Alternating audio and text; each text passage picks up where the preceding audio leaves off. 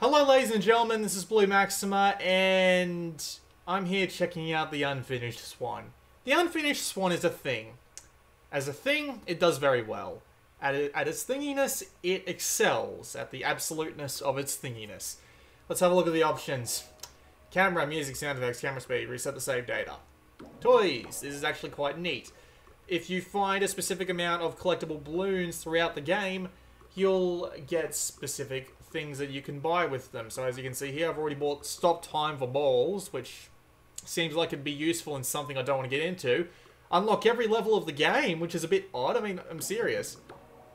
I've only been up to chapter 2 at this point, and yet it lets you unlock every single level of the game, like as soon as you get like 5 balloons. It's kind of ridiculous. And also got a clean canvas, but we'll get into that. So, what I'm going to do is I'm actually going to put us right at the beginning of the Unfinished Swan, because, well, I don't really know what else to do. It seems like the smartest idea to me. It gives you a little bit of an idea of what the game's actually about, more or less. Have a listen. Monroe's mother had always been much better at starting things than finishing them. When she died, she left behind over 300 canvases, not one of them finished, along with Monroe, who felt pretty unfinished himself. The orphanage allowed him to keep only one painting, and so he chose the unfinished swan that had always been his mother's favorite. But that night, he woke up to find the swan had disappeared. So he took his mother's silver paintbrush and followed the footprints into a little door he hadn't seen before. Now, you might have noticed that little dot appeared in the middle of the screen. That's harder to see on the Vita than you think. I mean, like, if you're not paying very close attention, you won't realize it's there. So it took me about 30 seconds to figure out that this wasn't actually part of the cutscene. So, we're actually in-game right now. Press R to throw a paintball. This paintball shows part of the room.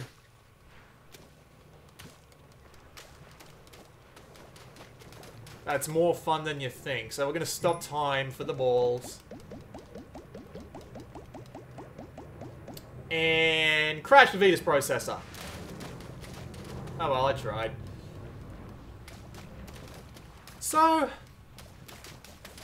when coming up, well, not when coming up, but while I was playing this for the 40 or so minutes that I did, because I really couldn't think of much else better to do, I really couldn't think of any way that I could describe this game in terms of its genre. I thought of first-person paintballer, but that would imply something a lot different. Then I decided to go and think, what could I compare this game to? Well, I have one comparison for you. It's Proteus. This game is a lot like Proteus. You go around exploring a world ever so slowly. Except this time you actually have a tool that you use to help explore the world. And this combination of white and black helps you explore the world. It is a fun little exploratory part of the game. The concept changes from chapter to chapter. You're often doing different things. One has you trying to solve a hedge maze. One has you climbing buildings, and I will actually be showing the climbing the buildings off, because it actually helps, well, not exaggerate, but it actually helps with the puzzle. So, it's just a bit odd. The first chapter of this game is the oddest one, because Big Black Frog. But it's... woohoo. We clean the canvas just for the fun of it. We just explore this area with our paint, and we see that's not really where we're supposed to go, so we have to go take a look around. I like doing that, that's fun. Just listen to the sound effect. So we just throwing around balls, going and having a look around. It's very peaceful. Annoying little kid voice, but, you know, it's not as bad as it could be. Not even close.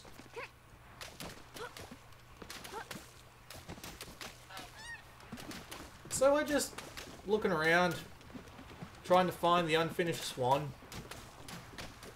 I don't know what we'll do with it when we get it. Shove a paintball down its throat? I don't know.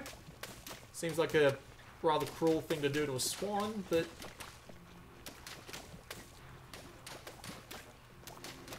who knows?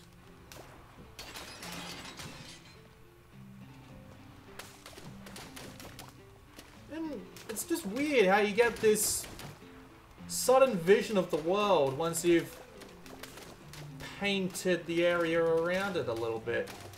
Like, what could this be? It kind of looks like something from a castle. What could this be? Looks like a fountain. This use of white and black on each other is actually a really nice staple, and I wish they kept it. They don't really keep it into the second chapter. They use shades of white and grey instead of making you find your own path. It's a little bit disappointing, to tell you the truth. But yeah, you don't really do that much in this game. From what I've played of it so far, it's mainly just exploring the area that you're in. It's a fairly straight path, too. You can have a look around and you look for balloons in little side areas, but I mean, other than that, it's... ain't got that much to it, sonny. Is there anything over here that might be interesting? I wonder if I could make that jump. I can. Interesting. Does it actually lead anywhere?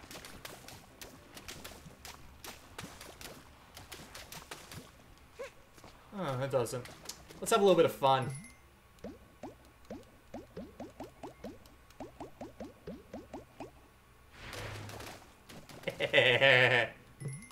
That's too much fun. That is a really cool idea for a little toy. Ooh! There was a balloon right in front of me and I couldn't even see it. What a dick. That's kind of fun, but... yeah, other than going around and just exploring the areas that you're in, this game doesn't really have that much in the realm of gameplay. There are a couple of like little physics puzzles and little puzzles that you have to go and do. But I mean, other than that, it's very exploratory. It's very, if you want to sit back and just enjoy a nice little experience, artistic experience, then this will probably do the job for you. It runs fine. It seems perfectly capable of handling itself on the Vita. I mean, it does require that you turn off your Wi-Fi and all that, but I mean, you know, it's not that big of a deal. I was hoping we'd see the Swan, but I'm pretty sure I've missed the Swan. Oh, this actually ends here. What about that other staircase? I just went through this like half an hour ago and I can barely remember this part. This disturbs me greatly.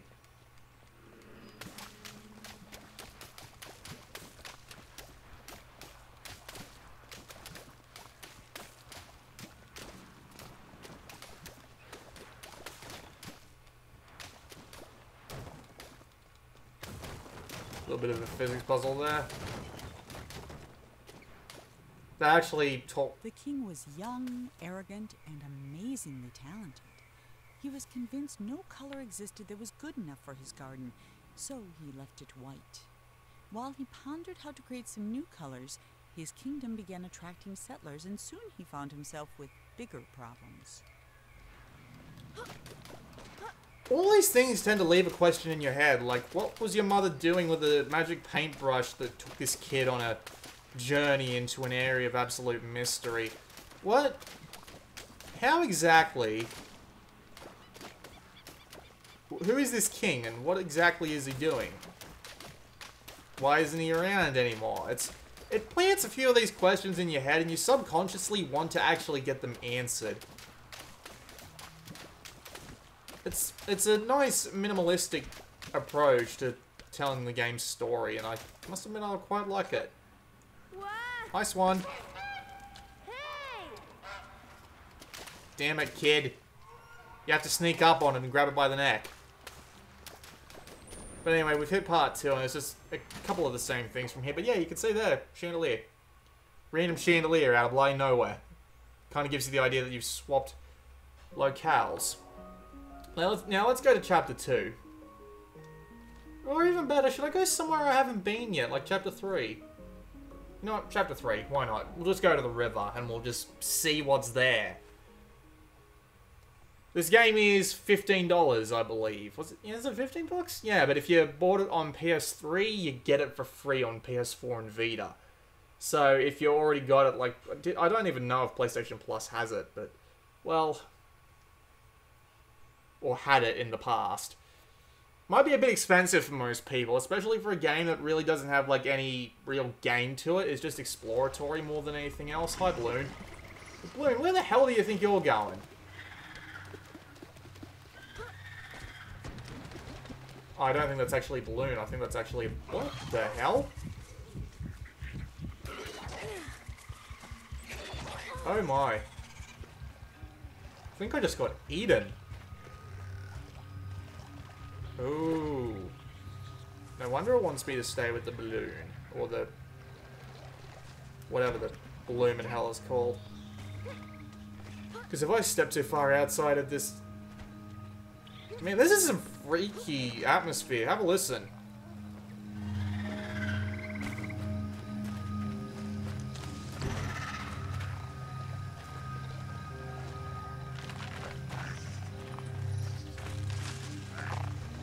That's creepy and I don't like it. Oh, balloon.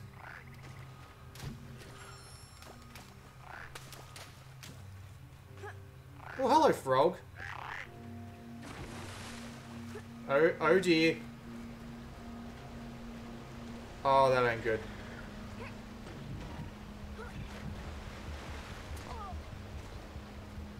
Balloon!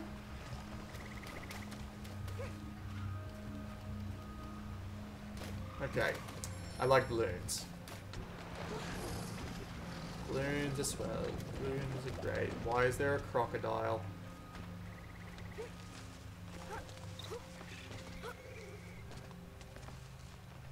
That is totally not foreboding. Go on, balloon. So yeah, as I said before, not really that much in the way of gameplay. The king was tired of creating perfect kingdoms only to attract less than perfect subjects. He decided he'd have to leave a legacy the old-fashioned way, with a family. So he began to build one, starting with a house.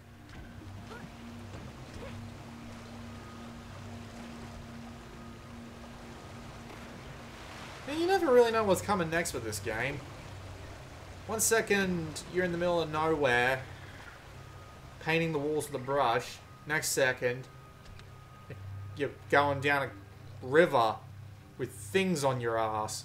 Let's have a look-see. Oh, this is interesting. I haven't actually discovered this mechanic yet. How does this work?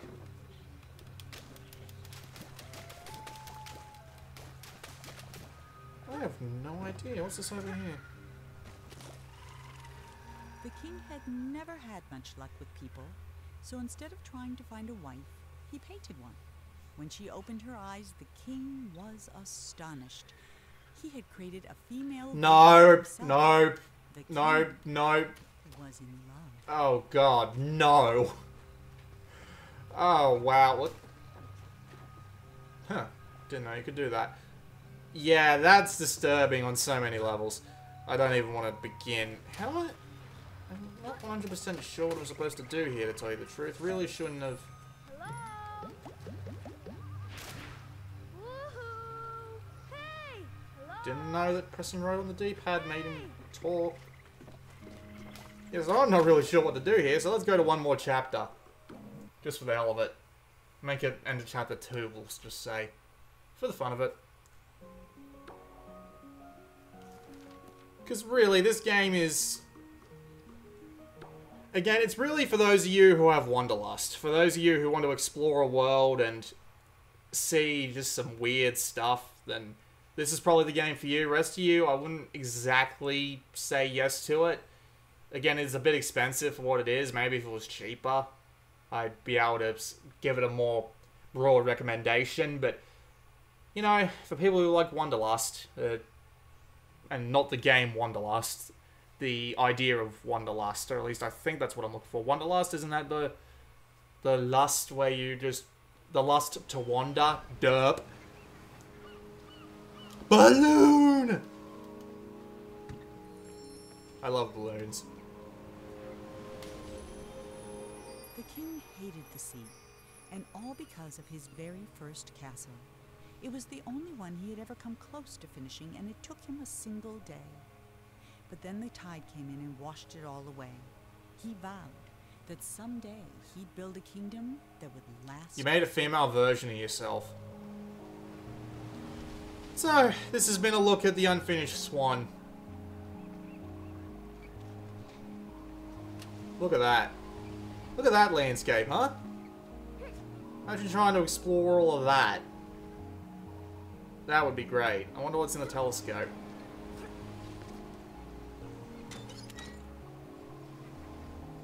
What the...